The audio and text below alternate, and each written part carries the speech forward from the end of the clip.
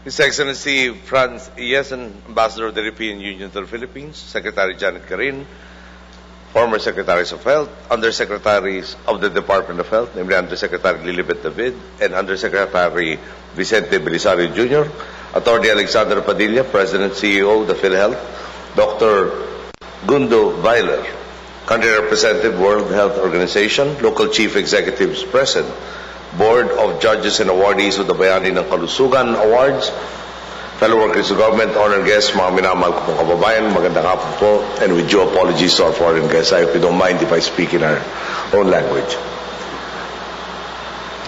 Kanina po, nasa Department of Foreign Affairs tayo, anniversary rin pula, 118th, at minabuti ko pong magbalik tanaw. Sabi nga ni Janet na siya nag-valedictory address na kanina. Ako naman po medyo nahinto sa pagtalumpati kanina dahil unang-una po linya, 7 araw na lang po ako sa pwesto. No? Medyo nung nabasa ko po nakangiti ako kagad, 7 araw na lang. Kaya hayaan nyo kung pwede magbalik tanaw tayo kung saan tayo nagmula rin. No? Dito si Secretary Ona, palagi ko nakaukit sa kanyang alaala nung Holy Week na kung saan nagkaroon tayo ng MERS coronavirus scare. Okay. Holy Week po, Wednesday, tulad na nakaugalian, umikot tayo sa ating mga transportation hubs para makita kung preparado tayo para paglisa ng ating mga kababayan sa Metro Manila. Natapos po kami sa Quezon City, na minabuti ko po dumaan sa bahay namin sa Times, kasalukuyang may palabas ang na news program po. At doon, ang naintindihan ko doon sa report, di umano may isang Pilipino galing sa Middle East umuwi na positive sa MERS coronavirus. In-interview po sa ating buting galing Icona at hindi sila magkaintindihan noong nasa TV noong oras na yon. Kung alala ni Ike, tinawagan ko siya, nag-text, nagpalitan kami ng text, hindi ko kami magkaintindihan na mabuti. Kaya nagkaroon kami ng meeting, sabi ko, dali mo na lahat ng Undersecretary, Assistant Secretary, Bureau Chief na kailangan mo. Pinatawag ko na rin po ang BID, Immigration, ang ating kapulisan, ang Department of Foreign Affairs at iba pa may kaugnayan para asikasuhin itong problemang to. Nag-umpisa po yung meeting dahil hindi po lahat ng tao, alas 10:30 ng gabi, nag-umpisa kami mag-usap, pinaliwanag kung ano ang karamdamang ito. Isa sa mga itinanong ko po sa kanila, paano ba ipinapasa itong karamdamang to? Pwede bang airborne? Dahil yung Pilipinong umuwi, sumakay na aeroplano, inaalala natin na yung nabahing, pwede ba ikalat na? Sabi nila sa akin, ayon sa mga pinahuling pag-aaral ng mga panahon yun, dapat raw direct physical contact. Ipinirualag na may protocol po ang WHO, na kung saan kaya ang potential na mga na-expose sa karamdaman ay yung 3 taong nasa harapan nung pasyente o nung magiging pasyente, 3 sa gilid at 3 sa likod. Ngayon, tinanong ko po, angkop na kaya yun? Di ba? Ano ba yung biyahe mula dyan sa lugar na pinanggalingan papunta sa atin sa Pilipinas? Hindi ba 8 oras? Sa 8 oras kaya, hindi kaya tumayo yung tao nagpunta sa banyo? Hindi kaya nakipagkwentuhan sa ibang pasahero tulad na ugali ng marami sa ating mga kababayan. Hindi kaya sa pagtalakad dyan dito sa mga aisle ng aeroplano nagkaroon ng turbulence, no? Nagkaroon ng direct contact sa iba pa mga pasahero. Sigurado na ba tayo dyan sa tatlong sinasabi niyo yan? Dagdag pa, naayon po doon sa protocol na sinusundan ng panahon na yon, kakausapin ang mga di umano'y na-expose o potentially na-expose sa virus na to at papakiusapan na manatili sa kanilang bahay. Kung manatili sa bahay, baka pwede rin manatili sa kwarto, no? Hanggang matapos yung incubation period, no? At doon sila pwedeng lumabas. Tanong ko po sa ating mga kapanayam noong oras na yun, pwede kaya sa Pilipinas yun, no? Darating yung ating kababayang OFW, tradisyon may sasalubong, baka may inaanak, nakasama sa sumalubong, yumakap, ninong, kamusta ka, maligayang pagdating at nasa ng pasalubong ko. Hindi ko kaya yung ating manggagawa na galing sa Middle East, no? Bawal ang alak, no? Baka kung Muslim na bansa, malamang ay walang baboy. Umuwi sa kalantahan na narinig ng kumpare niya, sabi niya, pare, malamig na yung beer at saka mainit na yung sisig, halika na. Mananatili kaya siya sa kwarto pag inisip niyang 10 minuto lang naman to, wala naman ako siguro mahahawa. So, Dumating pa nga ako sa isang punto na ayaw ko, napupuyat na po yung isang undersecretary nung panahon na yun. Sinabihan ba naman ako na meron daw manual ang DOH on how to handle such an occurrence. Di para bang ang dating niya sa akin, pwede ba, hindi ka naman doktor, marunong ka pa sa amin. No?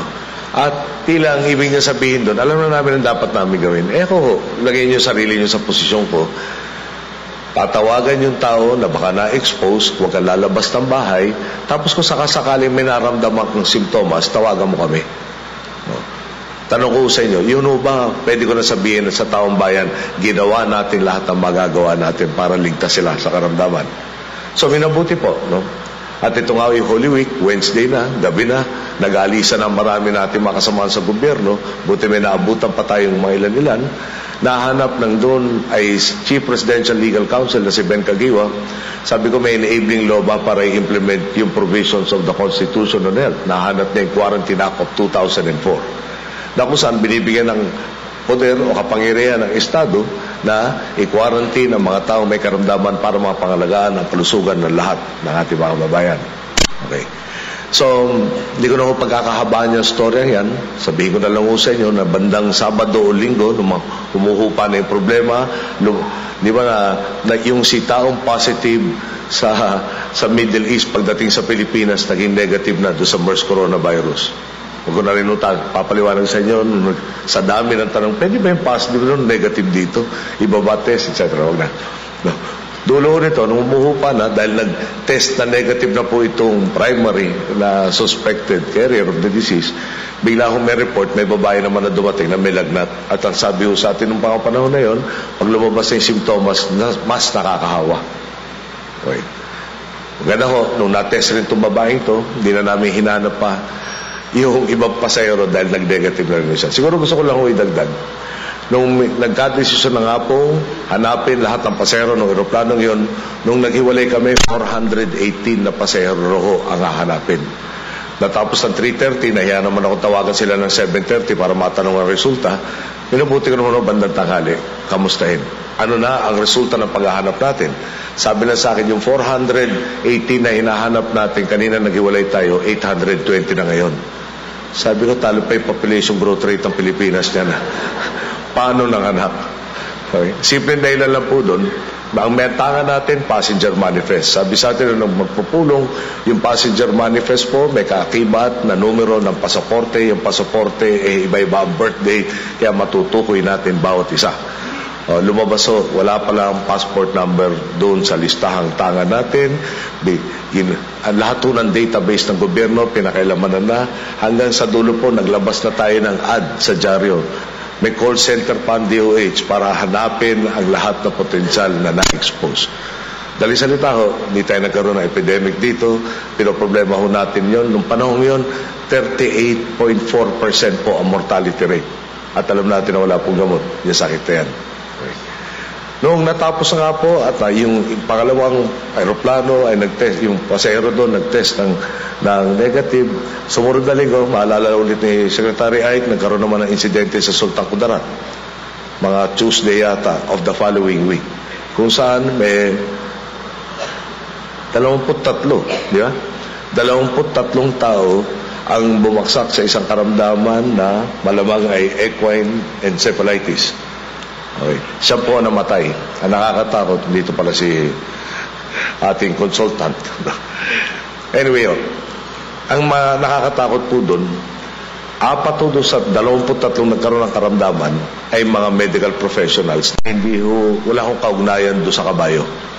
Hindi tinanganan yung kabayo, hindi kinain yung kabayo, dumating sila para gamutin yung mga tao. 2 po, kung tama tanda ko, 2 doon sa 4 na medical professional ang nawalan na namatay rin, di ba? So, kakatapos lang ng MERS coronavirus, bigla may pangalawang disease na to. At maganda naman nangyari doon sa komunidad, in-isolate nila sarili nila at naagapan. Ang punto ko lang sa kwentong ito, doon nga sa yung nagsabi sa akin ng manual, dala-dala pa niya yung manual.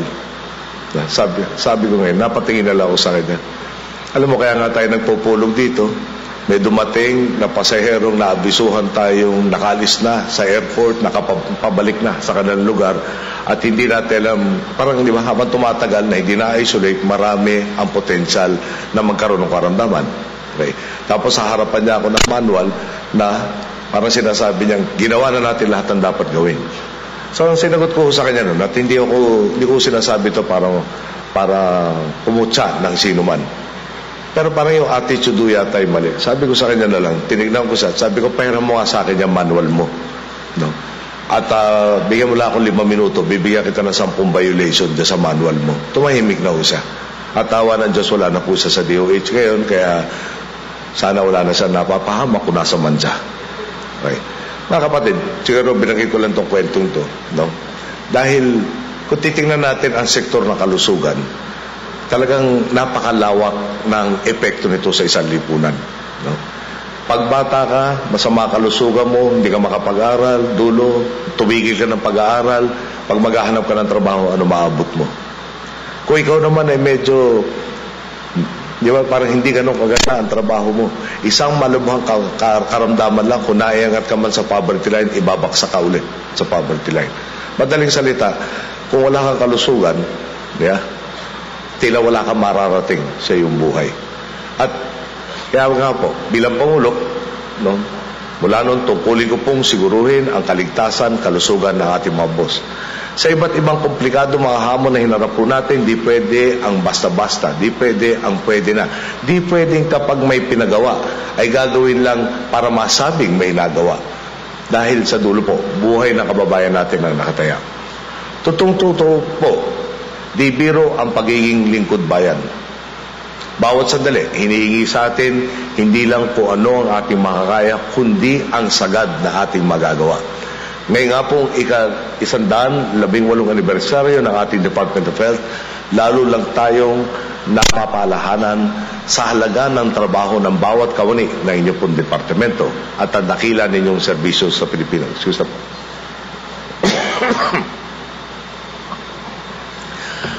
Tapos po ng 7 araw, konti na lang po talumpati ko. Babalik na ho ang boses ko siguro maayos. Simula nang maupo po tayo sa pwesto taong 2010 hanggang sa mga sandaling ito, tungo sa isang direksyon ng ating agenda sa sektor ng kalusugan, universal healthcare o kalusugan pangkalahatan. Ang layunin natin ang ating mga boss, lalo na ang mga nasa laylayan ng lipunan, ay may malalapitang abot-kaya at dekalidad na serbisyong medikal na aaruga sa kanila sa panahon ng pangangailangan. Nasa na nga ba tayo sa pagkakamit ng agendang ito? Pagdating sa nailaang pondo, makasaysayan ang nakamit nating pagbabago. Taon-taon, tinataasan natin ang budget para sa Department of Health. Mula 28.7 billion pesos noong taong 2010, pumalo na ito sa 123.5 billion pesos ngayong 2016. Katumbas po yan na mahigit 4 na beses na pagtaas. PhilHealth naman, pinalawak natin ang saklaw at benepisyo. Ang coverage rate ng programa mula sa dinatnan nating 51%, pumalo na po sa 92% or 93.45 million sa tinatayang 101.45 million ng populasyon po natin mula nitong Disyembre. Mula naman nang ipatupad ang no balance billing policy nitong 2011, umabot na sa 1.25 million ang bilang ng mga pasyenteng natulungan ito. Naaruga sila nang hindi naglalabas ni 5. Nasimulan na rin nating mailapit sa ating mga kababayan ang dekalidad ng mga pasilidad pangkalusugan mula 2010 hanggang 2014 sa ilalim ng ating Health Facilities Enhancement Program. Suma total, 2,862 barangay health stations, 2,626 rural health units o urban health centers, 685 LGU hospitals, 70 DOH hospitals, at 14 na iba pang ospital sa buong bansa ang pinaunlad natin ang infrastruktura at kagamitan. Siniguro natin ito para na rin mas maging handa sa pagsiservisyo para sa mga programa ng PhilHealth tulad sa tamang serbisyo para sa kalusugan ng pamilya o check-up. PhilHealth Outpatient Anti-Tuberculosis Directly Observed Treatment Short Course or TB-DOTS at ang Maternity Care Package o MCP. Sa inisitiba naman ng natin makapag-deploy ng healthcare workers sa mga komunidad na dating hindi naabot ng serbisyo, ngayon nakakalinga na. Hanggat nitong unang apat ng 2016, nakapag-deploy na ang inyong gobyerno ng 2,680 doctors, 15,407 midwives. Mula 2010, 93,174 nurses. Mula 2011, 459 dentists, 454 medical technologists, at 1,592 public health associates mula 2015. Tunay nga naman po, kung itunuturing na matamlay ang Department of Health noon, ngayon ito'y buhay na buhay sa paghahatid ng dekalidad na serbisyong pangkalusugan. Patunay dito ang pagiging ISO certified na ng 53 sa 70 DOH retained hospitals. Bukod pa ito sa ISO certification ng 3 DOH attached agencies sa ilalim po ng ating administrasyon. Ang Food and Drug Administration noong 2013, ang PhilHealth Insurance Corporation noong 2014, at ang National Nutrition Council nitong 2015. Pati na ang lahat ng DOH Regional and Central Offices noong 2013. Dahil dito, DOH ang naging kauna-unahang executive government agency na nagkamit ng department-wide na sertipikadong quality management system sa ISO 9001-2008. Ito na nga po ang pagkakataon upang personal ako makapagpasalamat sa mga buo-buo ng ating Department of Health.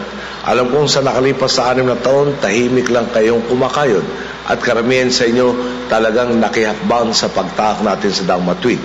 Sa inyo namang kalihim, naalala ko si Janet Garin, Undersecretary pa lang noong umagupit ang Yolanda.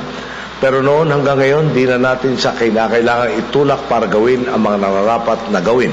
Kaya naman kay Secretary Garin at sa inyo na po, taos-puso kong nagpapasalamat.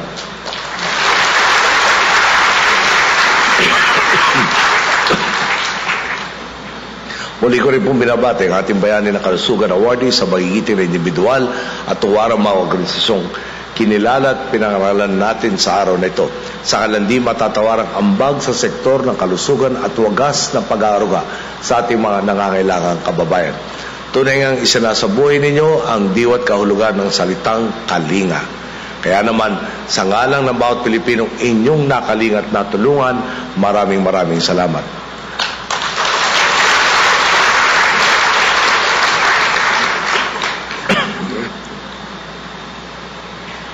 Pitong araw na lang po, bababa na ako sa pwesto. Sa tuwing nakakaharap ko ang mga ahensya ng pamahalang tulad ninyo, lalo lang lumalakas at napapanatag ang loob kong talagang iiwan ko ang Pilipinas na di hamak na mas maganda kaysa sa ating pundinatnan.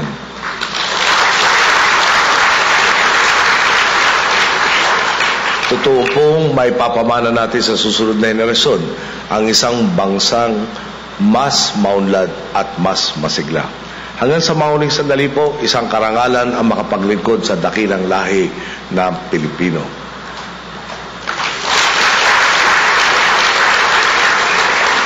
Hingi na rin po akong paumanhin kung hindi ko kayo parating kinakausap. Alam naman po nyo na kada makausap ko kayo, mahirap po makatulog pagkatapos.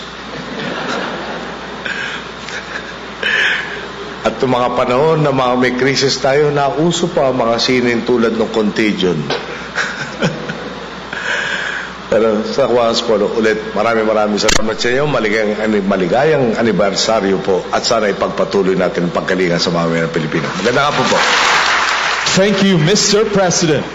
May we request His Excellency Benigno S. Aquino III to remain on stage for the photo opportunity. First, we call on the members of DOH Executive Committee.